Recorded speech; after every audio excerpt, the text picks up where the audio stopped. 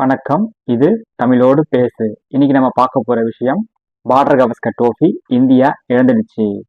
இந்தியாவுக்கும் ஆஸ்திரேலியாவுக்கும் இடையான 5 டெஸ்ட் போட்டி கொண்ட தொடர் ஆஸ்திரேலியாவில் நடந்தது. இதுல ஏற்கனவே 2-1 என்ற கணக்கில் ஆஸ்திரேலியா முன்னிலை இருந்தாங்க. 5வது டெஸ்ட் போட்டியோட 3வது நாள் நேற்று தொடர்ந்து நடந்துச்சு. 2வது இன்னிங்ஸ் விளையாண்ட இந்திய அணி வெறும் 152 ரன்ல சுருண்டுட்டாங்க. டெய்லண்ட் பேட்ஸ்மேன்கள் யாருமே சரியா விளையாடல. மொத்தம் 160 ரன்கள் இலக்கா ஆஸ்திரேலியாவுக்கு கொடுத்தாங்க. ஆஸ்திரேலியா வெறும் 4 விக்கெட் மட்டுமே இழந்துட்டு 162 ரன்கள் அடிச்சிட்டாங்க. அந்த அணியின் மிடில் ஆர்டர் பேட்ஸ்மேன்கள் டிராவிஸ் ஹெட் 34 ரன்னும் வெப்ஸ்டர் 39 ரன்னும் எடுத்து அந்த அணியை வெற்றி பெற செஞ்சுட்டாங்க. சிறப்பா பந்து வீசின இந்தியாவோட பிரசித் கிருஷ்ணா 3 விக்கெட் எடுத்தாரு.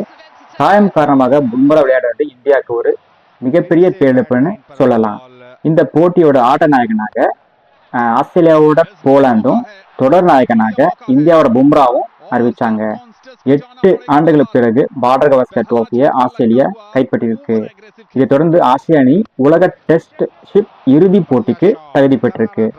இந்தியா இந்த டெஸ்ட் சீரீஸ் தோற்றதுக்கு பல காரணங்கள் இருக்கு. குறிப்பா பார்த்தீங்கன்னா நம்ம சீனியர் பேட்ஸ்மேன்கள் ரோஹித் சர்மாவும் விராட் கோலியும் சரியா விளையாடல. மற்ற வீரர்களும் சரியா விளையாடல. பவுலிங்ல பார்த்தீங்கன்னா பும்ரா சூப்பரா பால் போட்டிருந்தாரு. அவர் 32 விக்கெட் எடுத்திருந்தாரு. ஆனா அவருக்கு சப்போர்ட்டிங்கா யாரும் பெருசா பந்து போடல. அதுவும் ஒரு காரணம் சொல்லலாம். டீம் செலெக்ஷனும் ஒரு காரணம்னு சொல்லலாம். இந்த டெஸ்ட் சீரிஸ் இந்தியா தோற்றுவது இந்திய ரசிகர்களுக்கு ரொம்ப சோகமா இருந்துச்சுங்க. இந்த மாசம் இங்கிலாந்து அணி இந்தியாவில் 5 T20 போட்டியும் 3 ODI போட்டியும் விளையாட போறாங்க. அதுல இந்தியா ஜெயிக்கணும்னு நம்ம பிரார்த்திச்சுக்கலாம். மீண்டும் நாளைக்கு ஒரு நல்ல நிகழ்வோடு சந்திப்போம். வணக்கம்.